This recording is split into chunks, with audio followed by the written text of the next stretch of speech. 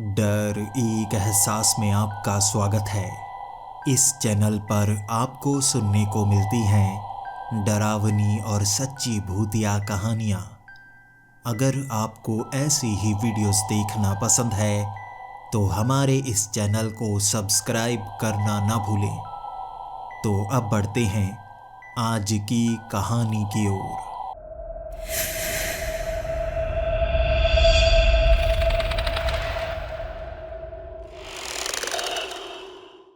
Hello दोस्तों, मेरा नाम विक्टर महाजन है और लोग मुझे द डेड मैन कहते हैं। लेकिन कोई है जो मुझे भी मारना चाहता है, क्योंकि मुझे एक अभिशाप मिला है कि मैं कभी नहीं मरूंगा। हमेशा जब मुझे कोई मारेगा मैं अपनी कब्र से उठ खड़ा हो जाता हूँ। लेकिन इस बार कोई मुझे मारना चाहता था, और वो भी मेरा ही एक रूप। वो भी विक्टर महाजन था, लेकिन अलग समय की धारा से, और उसे रोका नहीं जा सकता था। इसीलिए मुझे मेरे ब्रह्मांड से बाहर लाया गया, द अदर्स की दुनिया में, जहाँ पर मुझे पता लगा वो मेरे जैसे हर विक्टर महाजन को समय की अलग धारा में जाकर मारता जा रहा है। और सिर्फ एक बचा था, जिससे मैं मिलने के लिए एक अलग ब्रह्मांड में गया, और वहाँ पर वो शैतानी विक्टर महाजन पहुंच गया, और उसने उस छोटे स्वरूप को, जिसे वो गला चुका था, वो मरने के बाद भी उसी शरीर में उठता था, उसे भी पकड़ लिया। और मैं वापस आ गया था उसी संस्था के उस खास जगह पर जो ब्रह्मांडों से बाहर थी। और मेरा साथी 353 जो मेरी तरफ देख रहा था, उसके पास भी कोई जवाब नहीं।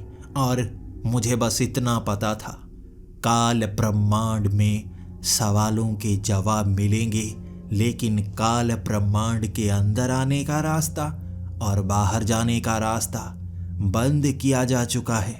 ना कोई वहाँ जा सकता है, ना कोई वहाँ से बाहर निकल सकता है। तो मैं अपने सवालों के जवाब ढूंढूंगा कैसे?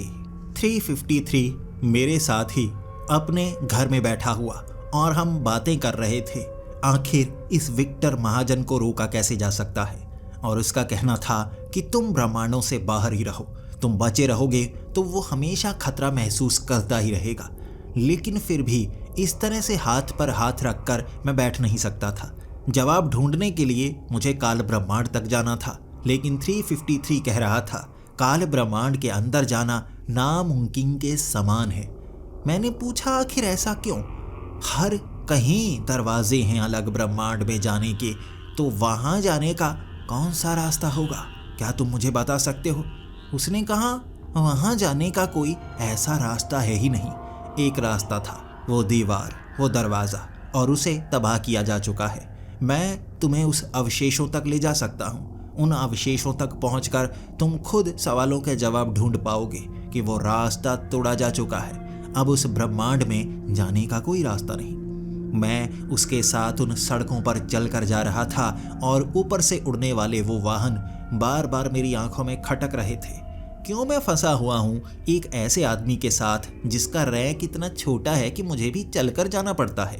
क्या इस बड़े मिशन के लिए किसी ऊंचे रैंक वाले को काम नहीं दिया जा सकता था? काम थोड़ा आसान हो जाता। चलते चलते बहुत ज़्यादा समय लगा, और मैं एक ऐसी सड़क पर पहुंचा जो पूरी तरह से टूटी हुई थी। आधे हिस्से हवा में लहरा रहे थे, नीचे गिरा जा सकता था। यही मैंने 353 को भी कहा था, और उसने भी कहा था। इसीलिए इस रास्ते को सबसे खतरनाक कहा जाता है। मैं भी यहाँ पर सिर्फ एक बार ही आया हूँ, इस मिथ को जानने के लिए, काल ब्रह्मांड के बारे में पता करने के लिए। मैं जब उसके साथ चलता चलता वहाँ पीछे तक पहुँचा, रास्ता इतना टूटा फूटा था कि वो सड़क हवा में लहरा रही थी, जैसे टूटकर अभी दूर चली जाएगी। और 353 कह रहा था, इससे आगे हमें नहीं जाना चाहिए। कहीं सड़क टूट गई तो हम इसी तरह इस काली जगह में खो जाएंगे, और हमें ढूंढने के लिए भी कोई नहीं आएगा। फिर भी मुझे उस दरवाजे के अवशेष देखने थे। जब उस सड़क के अंत तक हम पहुँचे, वहाँ वैसी ही एक दीवार मौजूद थी, लेकिन वो दीवार काले रंग की थी। वो ऐसी थी जैसे वहाँ कुछ मौजूद ना हो, और जो ईंटें थी वो बिखरी हुई। कुछ ईंटें दिख रहीं, बाकी बहुत ज़्यादा दूर, और हवा में इस तरह इन ईंटों को खींचकर यहाँ तक लाया नहीं जा सकता था। तब 353 कहने लगा, ये है वो दरवाज़ा जो पूरी तरह से टूट चुका है। ये ईंटें एक तरह से कोड होती हैं, ये कोड है दरवाज़ा बनाने की, और ऐसे वो दरवाजे बनते हैं अलग अलग ब्रह्मांडों तक जाने के लिए। दरवाजे बनाने का काम द अदर्स करते हैं।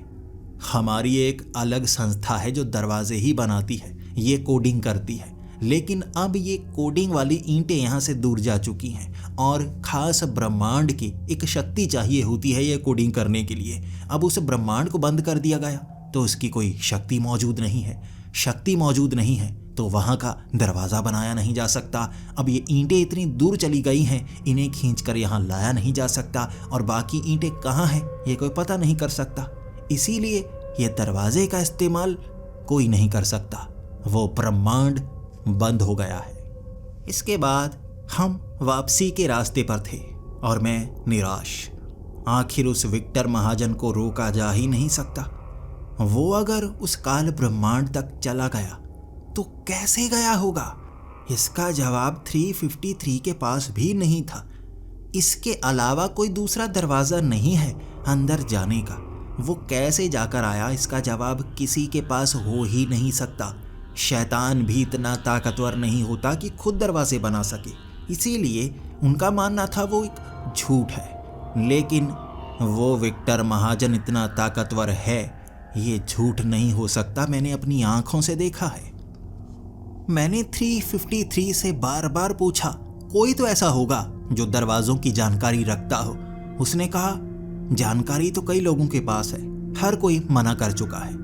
उसके बाद 353 कुछ सोचने लगा और फिर उसने कहा, हाँ 100 उसे इसके बारे में पता है।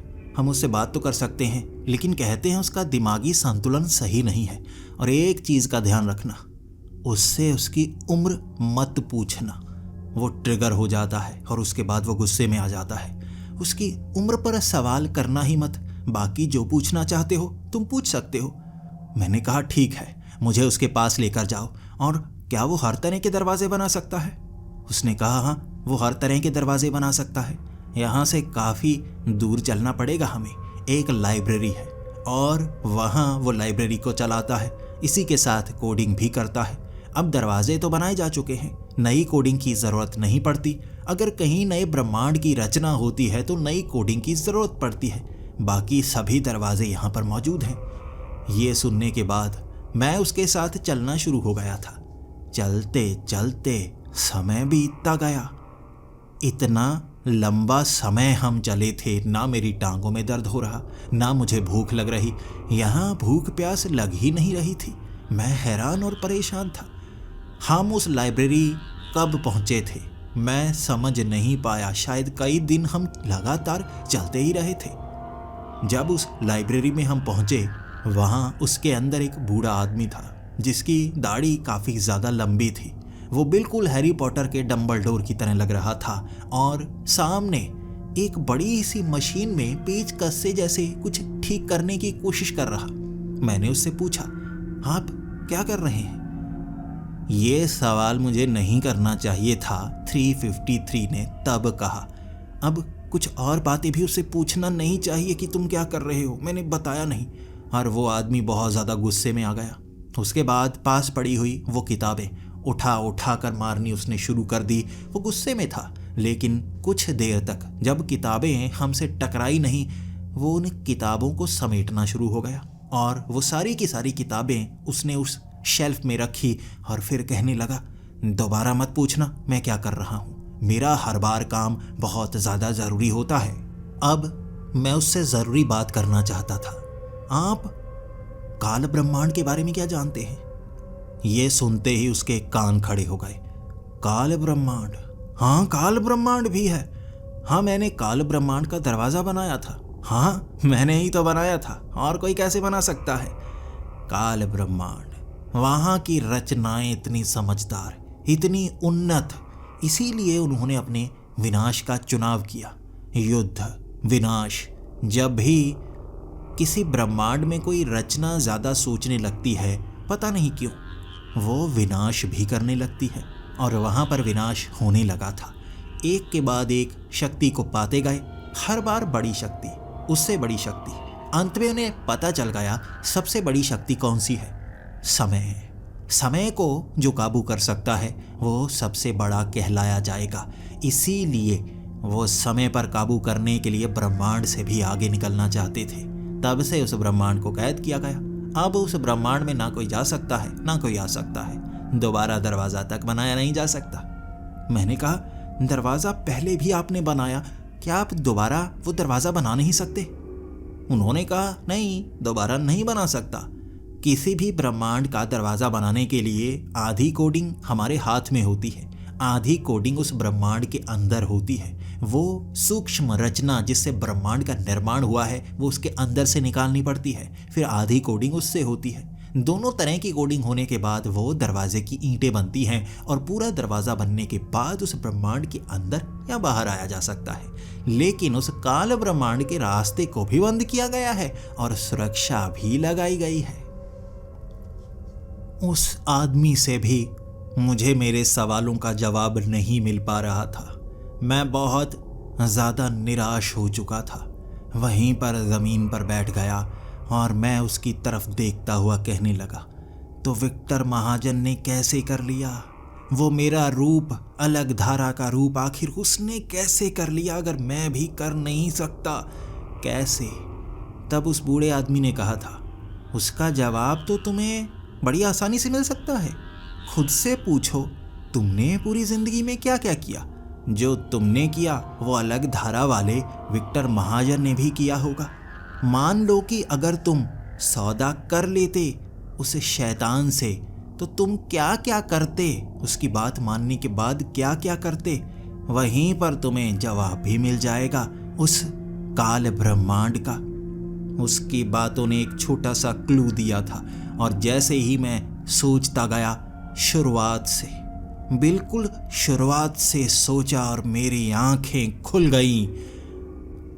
कलिताल सुर, लंका और लंका में बने अनंत ब्रह्मांड के दरवाजे, वहाँ मैं अलग अलग ब्रह्मांडों में गया था और ऐसा ही उस शैतानी विक्टर महाजन ने भी किया होगा।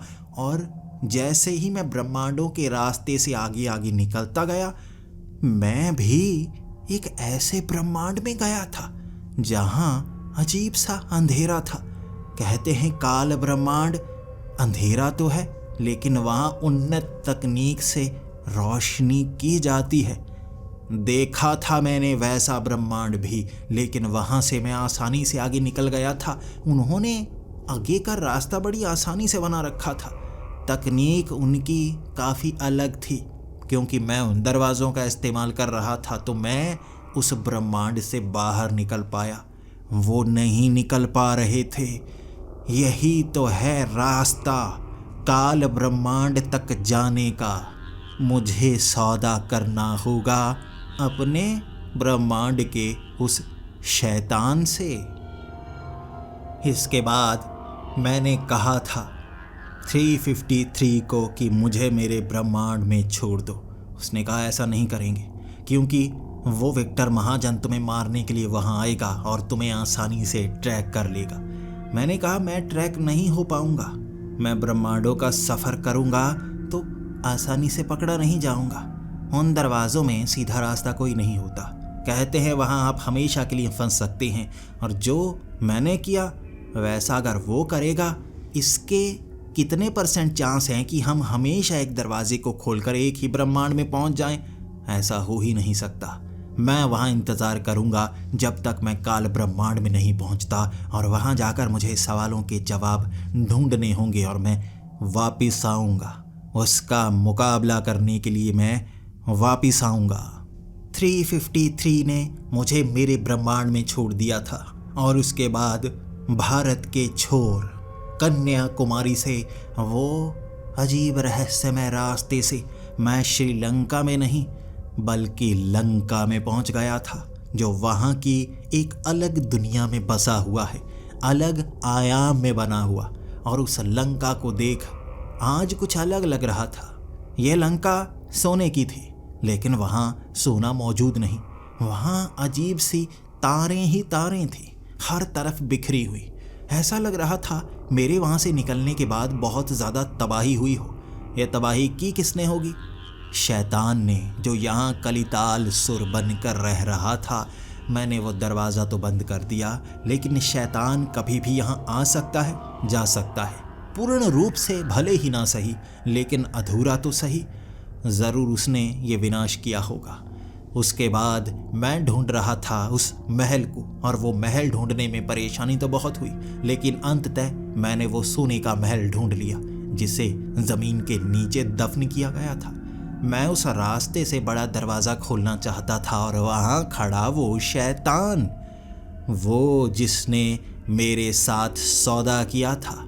राज करना चाहता था वो इस ब्रह्मांड पर, राज करना चाहता था वो सारे ब्रह्मांडों पर, और मेरा रास्ता रोकने के लिए वही था। मैं विक्टर महाजन हूँ। शैतान ने मुझे शक्ति देकर गलती की है, और मैंने उसे वहीं एहसास दिला दिया।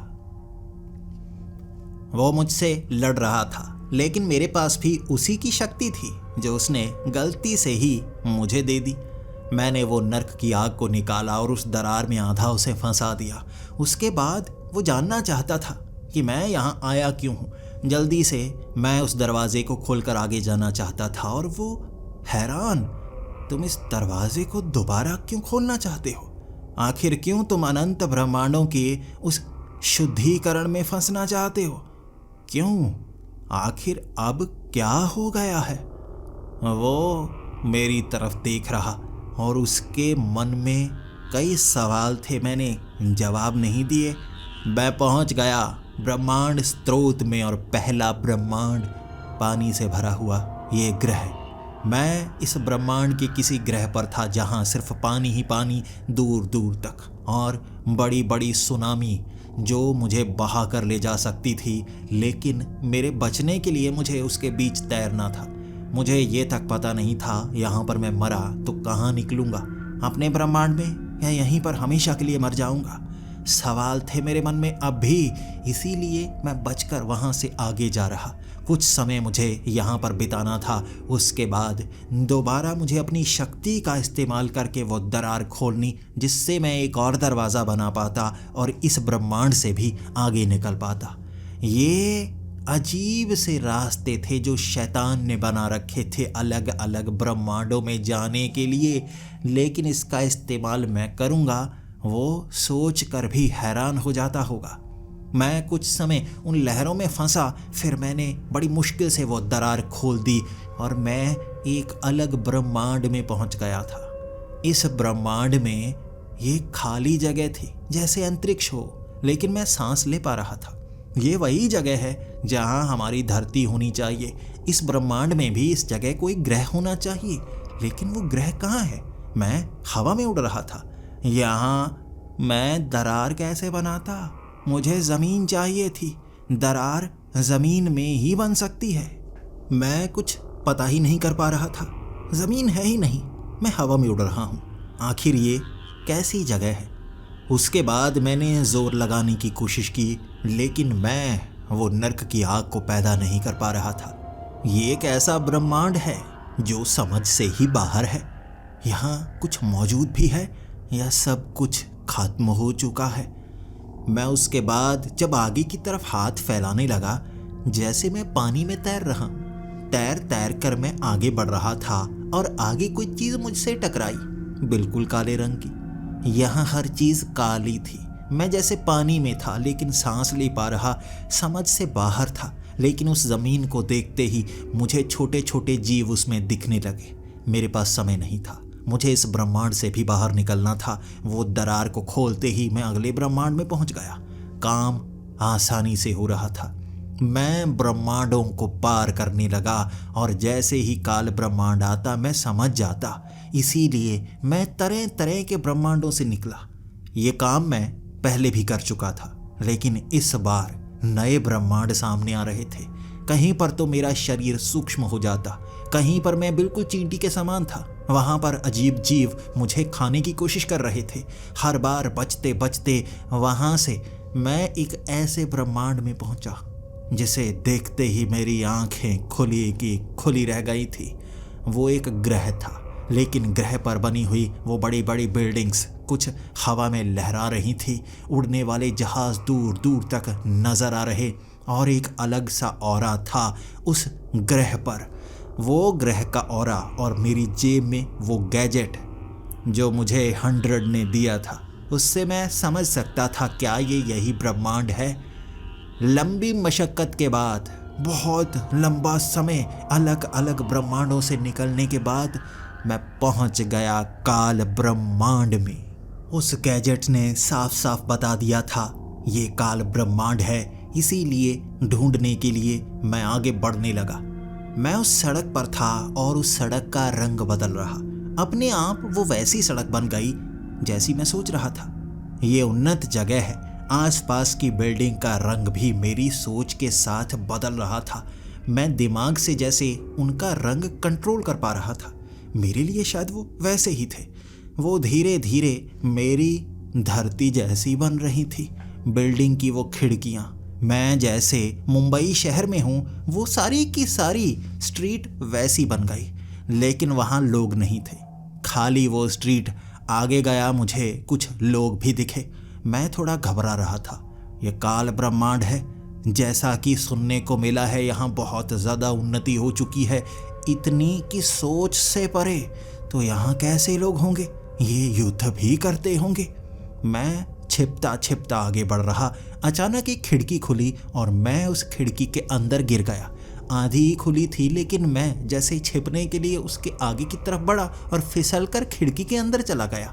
मैं एक ऐसे कमरे में था, सामने बेड पर लेटा हुआ एक आदमी जिसकी टांगें जैसे बेड में फंसी हुई थी और उसे वो निकालने की कोशिश कर रहा। मुझे देखते ही घबरा गया, लेकिन उसके बाद मेरी शक्ल की तरफ देखता गया, घूरता गया, देखता गया, जैसे उसने किसी अनजान को देख लिया हो। मैंने सड़क पर कई लोग देखे थे, बिल्कुल इंसानों जैसे थे। मैं भी इंसान जैसा हूँ। आखिर मुझे देखकर वो इस तरह से घबरा क्यों गया है? मैंने घबरा कर उससे सवाल किया, क्या हुआ, क्या हुआ? मैं बस आगे से निकल कर जा रहा था और अचानक मैं यहाँ गिर गया। तुम्हारी खिड़की काफ़ी नीचे की तरफ बनी हुई है, जैसे मेरी टांग फंस गई और मैं गिर गया। उसने कहा, मैं जानता हूँ तुम इस ब्रह्मांड के नहीं हो। तुम इस ब्रह्मांड के बाहर से यहाँ कैसे आ गए? यहाँ कोई नहीं आ सकता। हम इस ब्रह्मांड से बाहर नहीं जा सकते, तो तुम यहाँ कैसे आ गए? एक अनजान के मुंह से ये शब्द सुनकर मैं घबरा गया था। आखिर ऐसी चीज़ हर किसी को बताई गई है।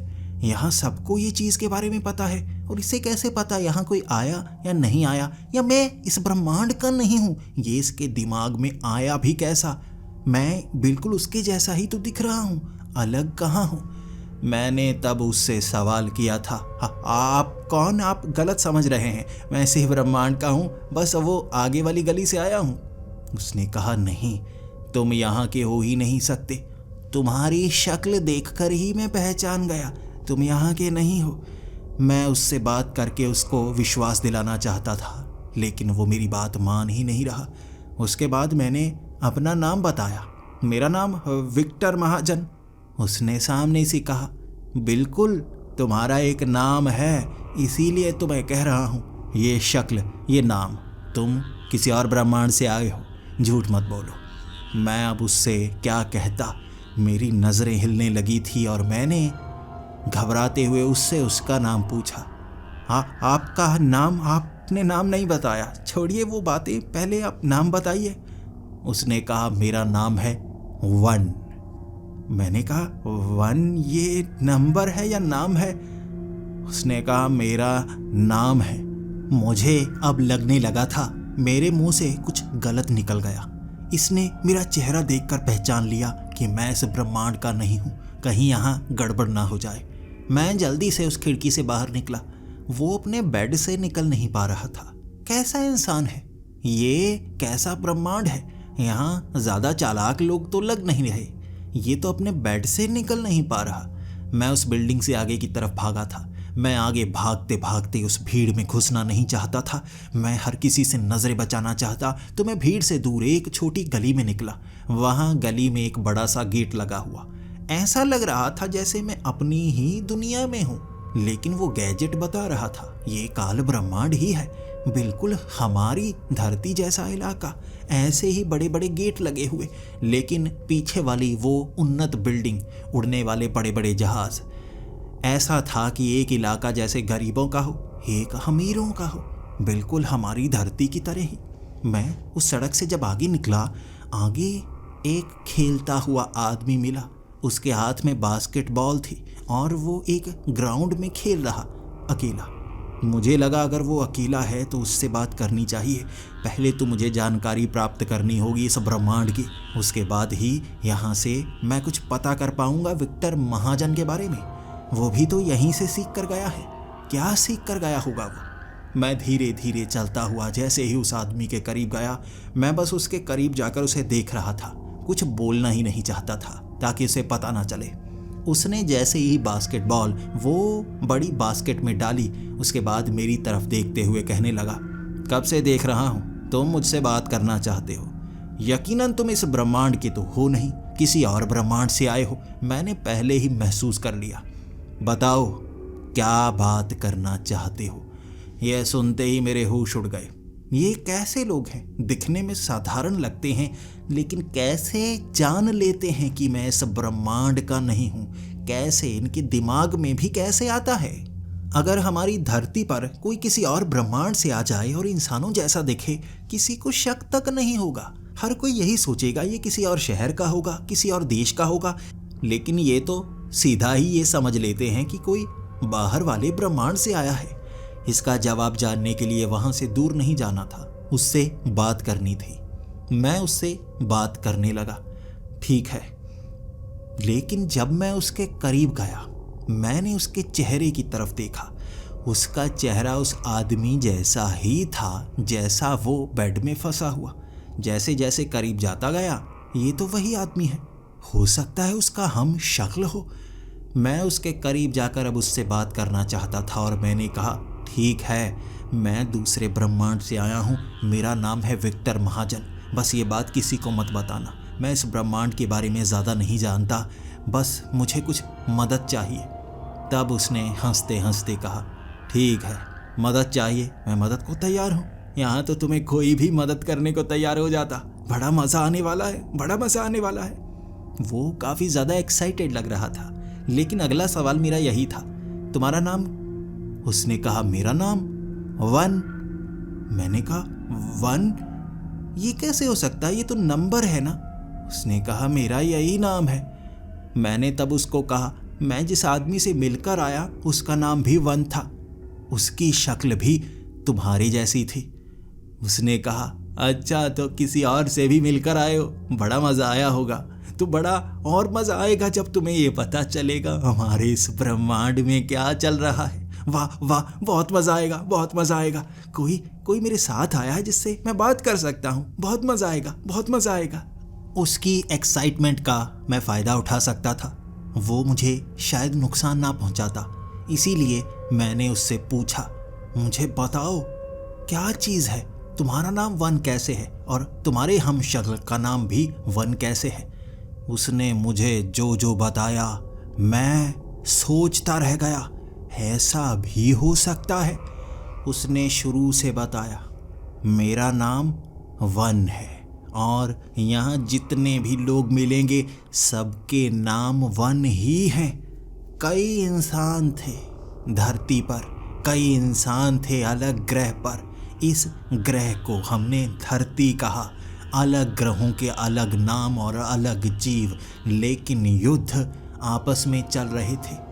तब इससे भी ज़्यादा ताकत पाने के लिए हर इंसान आगे बढ़ता गया और मैं, या कहो मेरा वो अलग रूप, सबसे ज़्यादा समझदार निकला। उसने सोचा कि पूरे ब्रह्मांड में अगर सिर्फ वही रह जाएगा तो वो तरक्की कर सकता है, राज कर सकता है। इसके लिए हर किसी को मारना था, लेकिन इकलौता इंसान ब्रह्मांड के हर एक जीव को कैसे मार सकता है? एक ही तरीका था, हर किसी को मारने के लिए अपनी सेना बनाना, लेकिन अपनी सेना इकलौता इंसान कैसे बना सकता है? तो उसने समय की अलग अलग धारा से खुद को ही उठाना शुरू कर दिया। हर धारा बनाई उसने और खुद को वहां से लाता गया। अनंत समय की धाराओं में खुद के अनंत रूप, और उस युद्ध में उसने हर किसी को मारा। अब इस पूरे ब्रह्मांड में तुम्हें सिर्फ वन ही मिलेगा, यानी मैं समय की अलग अलग धारा में, समय के अलग अलग स्थितियां मोड़ से निकाला गया वन। पूरे ब्रह्मांड में एक जैसे दिखने वाले इंसान, कुछ की सोच अलग, कुछ की थोड़ी अलग, लेकिन हम एक ही हैं। मैं बुरी तरह से हिल चुका था। यहाँ सिर्फ तुम्हारे ही रूप हैं, समय में आगे या पीछे के, या समय की धारा के अलग अलग रूप के। उसने अपना सर हिला दिया था और तब मैं समझ गया वो विक्टर महाजन कैसे अलग अलग समय की धाराओं से खुद को निकाल कर अलग जगह विक्टर महाजन को मारने के लिए निकला हुआ है। लेकिन मेरा उससे सवाल था, आखिर ये सब मैं कैसे कर सकता हूँ? बताओ मुझे, तुम तो वन हो ना, तुमने तो पूरे के पूरे ब्रह्मांड को जीता है। मुझे नहीं पता, मुझे तो ये बास्केटबॉल उस बास्केट में डालनी आती है, इससे ज़्यादा मैं पढ़ नहीं पाया। अब यहाँ अपना ही राज है तो किसी को डर होता ही नहीं। जो चीज़ें बनाते हैं वो अलग वन है, मैं बस खेलने में मज़ा लेता हूँ। खाना मुफ्त का मिल जाता है तो कुछ करने की ज़रूरत नहीं पड़ती। अब उसके सामने मैं सोच में पड़ा हुआ, उसका इस्तेमाल मैं नहीं कर सकता था। मैंने उसको कहा, तो मुझे किसी ऐसे वन से मिलाओ जो मेरा फ़ायदा करवा सके, ताकि मैं वो जानकारी निकाल पाऊँ कैसे उस शैतानी विक्टर महाजन को रोकना है। और उसने कहा, मैं तुम्हें ले जा सकता हूँ जनरल के पास। जनरल चीज़ें बनाने का काम करते हैं और उनकी टेक्नोलॉजी काफ़ी अजीब है, लेकिन मैं उस वन के पास नहीं ले जा सकता जो सबसे पहले वाले माने जाते हैं, यानी जो सबसे पहले 10 लोगों का ग्रुप था उनमें से एक हैं। वहाँ तक तुम्हें नहीं ले जा सकता, वहाँ तक जाना नामुमकिन के समान है, लेकिन तुम्हें जनरल तक ले जा सकता हूँ। वो पहले 1 लाख वाले थे। मैंने कहा, जनरल से ही मिला दो। तब वो वन मुझे जनरल के पास लेकर गया। उसके जैसे दिखने वाले कई, लेकिन कई ने मास्क पहने हुए, इसीलिए उसने मुझे भी वैसा ही मास्क पहना दिया ताकि कोई पहचान ही ना सके। इस तरह वहाँ से निकलता हुआ मैं जनरल के वो बड़े से घर में, जिसके कमरे हर बार बदलते थे, ज़मीन के अंदर से कभी कहाँ से निकल जाते तो कभी कहाँ से निकल जाते। इस तरह से जब मैं उस कमरे में पहुँचा जहाँ जनरल चाय पी रहा था और उस कमरे में बहुत सारे गैजेट्स पड़े हुए, तब मेरे साथ वाले वन ने कहा, मैं चलता हूँ, ये काफ़ी गुस्से वाले हैं और गुस्से में कभी कभी हमें मार भी देते हैं। मैंने बहुत सुना है, ये कई वन को मार चुके हैं। अब अपने ही रूप को मारने का इन्हें दुख भी नहीं लगता, तो ये गुस्से वाले हैं। तुम्हें मार देंगे तो तुम्हें कोई फ़र्क नहीं पड़ेगा ना, तुम तो बाहर वाले हो, इसीलिए मैं चलता हूँ। वो वन वहाँ से जा चुका था और मैं जनरल के सामने खड़ा। जैसे ही मैंने मास्क उतारा, जनरल हैरान हो गए, तुम तो इस ब्रह्मांड के नहीं हो, तुम बाहर के ब्रह्मांड से कैसे आ गए? इस ब्रह्मांड का रास्ता बंद है, तुम्हें रास्ता खोलना आता है? तुमने रास्ता खोला, वाह कमाल है। हम यहाँ बंद थे और तुमने रास्ता खोला, आज़ादी। मैंने कहा, ज़्यादा आज़ादी की मत सोचो, मैं कोई और काम करने के लिए आया हूँ। मैं यहाँ अंदर आ सकता हूँ और सिर्फ मैं ही बाहर निकल सकता हूँ। तब उसने गुस्से में कहा, तुम भी वैसे ही हो जैसे पहले भी आ चुका है। वो खास काम के लिए आया, काम किया और निकल गया। कोई दरवाज़ा नहीं खुला, ना बाहर जाने का ना अंदर आने का। हम समझ ही नहीं पा रहे इस ब्रह्मांड से बाहर कैसे निकलना है। बार बार ऐसा होता ही जा रहा है। मैं उससे मदद चाहता था, लेकिन वो मदद करने को तैयार नहीं। वो उस शैतानी विक्टर महाजन से चिढ़ा हुआ था जिसने उसी के किसी रूप को बेवकूफ़ बनाया था। मैं समझदारी से उसे बेवकूफ़ बनाना चाहता था। देखो, कोई तुम्हें फंसा कर गया और वो मेरा रूप था। मुझे उस पर बहुत ज़्यादा गुस्सा है, मैं उसे रोकना चाहता हूँ। तुम मेरी मदद नहीं करोगे, इसका मतलब जो तुम्हें बेवकूफ़ बना गया, तुम्हारी पूरी की पूरी पीढ़ी को बेवकूफ़ बना गया, तुम उसे रोकने के लिए मेरी मदद भी नहीं कर सकते। ऐसे तो तुम हार गए। समझो तुम अकेले हो, फिर भी हारे हुए। इस बात से वो चिढ़ने लगा था। उसकी एक कमज़ोरी थी। मैं उसको और चिढ़ाता रहा और अंत में वो मेरी बात मानने को तैयार हो गया। ठीक है, मैं तुम्हें समझाता हूँ आखिर वो क्या लेकर गया और वो क्या करना चाहता है, क्या जानकारी उसने पाई। यहाँ हमारा साम्राज्य है और हम हर जानकारी अपने ऊपर वाले हर स्वरूप तक पहुँचाते हैं। हमसे कोई नहीं जीत सकता। हमें मारोगे तब भी हमारा ही सामना करोगे। यहाँ हमारे ब्रह्मांड में हमसे कोई जीत नहीं पाया, हमसे कोई जीत नहीं पाएगा। ये लो, इसे कहते हैं टाइम डुप्लीकेटर, यानी कि तुम अपने ही ब्रह्मांड के अलग टाइम में जा सकते हो। समय की धारा तो यही होगी, मान लो कि किसी और जगह पर, और वहाँ से अपने स्वरूप से तुम मिल पाओगे। तब तुम अपने उस शैतानी स्वरूप जो तुम कह रहे हो उससे भी मिल पाओगे। उसको उसी की धारा में जाकर रोका जा सकता है। हर एक तुम्हारे स्वरूप को तुम्हारी ही धारा में मारा जा सकता है। इसीलिए वो अलग अलग धाराओं में जाकर मारने की कोशिश कर रहा होगा। मैंने तब उससे पूछा, लेकिन वो अपने ही स्वरूप को क्यों मार रहा है?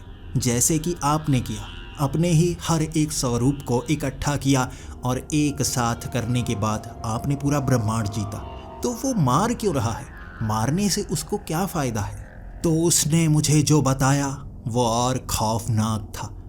उसने कहा, समय की जितनी धाराएं पहले बन चुकी हैं, हर एक विक्टर महाजन ने अलग अलग डिसीजन लिए। जैसे तुम शैतान के खिलाफ गए, कुछ शैतान से डर गए, कुछ ने सौदा किया ही नहीं, जबकि कुछ ने सौदा किया और उसकी बात मानी। जैसे कि तुम कह रहे हो, वो शैतानी विक्टर महाजन अब वो पहले बनी हुई हर धारा में हर विक्टर महाजन को मारना चाहता होगा, ताकि कोई उसका मुकाबला करने लायक ना बचे। जब वो हर एक विक्टर महाजन को मार देगा, उसके बाद जिसने शैतान की बात मानी, उसकी बात मानी, नई धाराएं बनाएगा, वो अपने नए स्वरूप बनाएगा, अलग अलग धारा में इकट्ठा करेगा वो विक्टर महाजन को जो बिल्कुल उसके जैसे होंगे, शैतानी। और जैसे हमने इस ब्रह्मांड पर जीत हासिल की, वो अपने ब्रह्मांड पर जीत हासिल करना चाहता है। वो शैतान पर भी काबू करना चाहता है। जैसे हमने अपने ब्रह्मांड में शैतान को ख़त्म करके शैतान का भी अपना रूप बनाया है, यानी कि वन। तुम्हारा वाला विक्टर महाजन अंत में शैतान को भी मारेगा और उसे मारकर नया शैतान बनेगा, यानी कि शैतानी नाम भी उसका होगा, विक्टर महाजन। वो ये करना चाहता है जैसे हमने किया है। उसके बाद आखिरी रास्ता उसके पास एक ही होगा, गोधारा, समय का भाई, समय से आगे। और जब वो उस जगह पहुंचेगा जैसा कि हम करना चाहते हैं, हम समय की शुरुआत से समय के अंत तक हर एक जीव को ख़त्म करके अपना स्वरूप डालना चाहते हैं। कोई और कभी मानो बना ही नहीं, सिर्फ हम ही शुरू से पैदा हुए, हम ही समय के अंत तक चले और उसके बाद समय भी हमारा होगा। वैसा विक्टर महाजन करना चाहता है। ये बातें सुनकर उस वन से मैंने कहा था, लेकिन अगर ऐसा है तो तुम मेरी मदद क्यों कर रहे हो? ये तो तुम्हारी ईगो से भी आगे की बात है। उसने कहा, नहीं, अगर हम नहीं कर पाए, यानी कि वन ब्रह्मांड के सबसे शक्तिशाली प्राणी जो पूरे ब्रह्मांड को जीत पाए, हम नहीं कर पाए तो तुम्हारा स्वरूप भी नहीं करना चाहिए। रोको उसे। हम नहीं कर पाए, वो भी ना कर पाए। जीत अपनी नहीं होती तो किसी को जीतने नहीं देना। इसे कहते हैं खेलना ना खेलने देना, ग्राउंड पर मूतना। ये बात सुनकर मैं हंसा था, लेकिन फिर घबराकर सोचने लगा था, आखिर फिर मैं उसे रोकूंगा कैसे? आप मुझे समय की धाराओं में जाने का रास्ता तो बता देंगे, लेकिन वो बहुत ज़्यादा शक्तिशाली है। तब उस वन ने कहा था, उसे रोकने के लिए तुम्हें भी अपनी शक्ति का विस्तार करना होगा। तुम्हारे पास तुम्हारे ब्रह्मांड के शैतान की शक्ति है ना, तो देखो शैतान की शक्ति का विस्तार कितना हो सकता है। उसने भी उसी शैतान की शक्ति का रूप बदला है। शैतान की शक्ति बहुत ज़्यादा होती है, उसे कम आंकने की कोशिश मत करो। तुम्हारे पास भी एक अलग तरीका होगा उससे निपटने का, उससे आगे निकलने का। अगर वो विक्टर महाजन ने अपनी ताकत को आगे किया है तो तुम भी अपनी ताकत को बदलो, उससे आगे निकलने की कोशिश करो। सोचो उसे कैसे फंसाया जा सकता है। इसके लिए अपना दिमाग लगाओ और भागो यहाँ से। ये गैजेट मैं तुम्हें दे सकता हूँ जिससे तुम समय की धारा में पहुँच सकती हो और उस विक्टर महाजन की समय की धारा में, वहाँ उसे आसानी से मार पाओगे। लेकिन वो ताकतवर है तो मुकाबला करेगा, उसे ढूंढना होगा, पकड़ना होगा, मारना होगा, तब जाकर तुम जीत पाओगे। उसको उसी के घर में ख़त्म करना सबसे मुश्किल काम होगा। वो तैयार बैठा होगा। वहाँ से जाने से पहले मैं उस वन से एक छोटा सा सवाल करना चाहता था।